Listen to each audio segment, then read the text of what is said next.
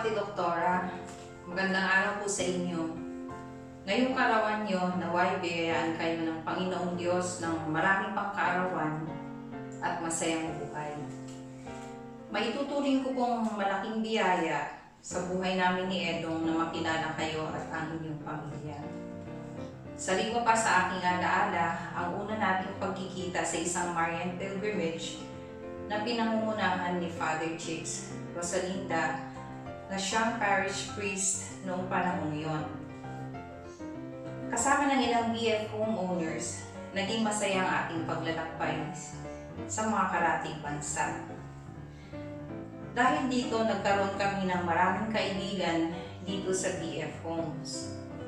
Ito rin ang daan para mapabilang ako sa Mother Butler Guild na pinangungunahan ninyo.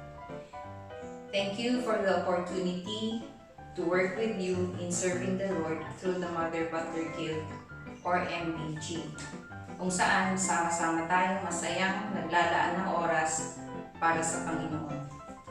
Salamat po sa paggabay at pagtulong sa aking pamilya, lalo na po sa health concerns. Sabi nga ni Edong, pwede na daw po kayong maging santa sa lalim ng inyong pananampalataya at katapatan ng inyong paglilingkod sa Diyos, kasama ng inyong pamilya. Isa po kayong huwaran bilang isang mabuting doktor, asawa, at ina ng iyong mga anak, at higit sa lahat sa tapat na paglilingkod mo sa Diyos. Kaya sa araw na ito, ay malugod namin kayong binabati ng happy birthday, Ate Doktora.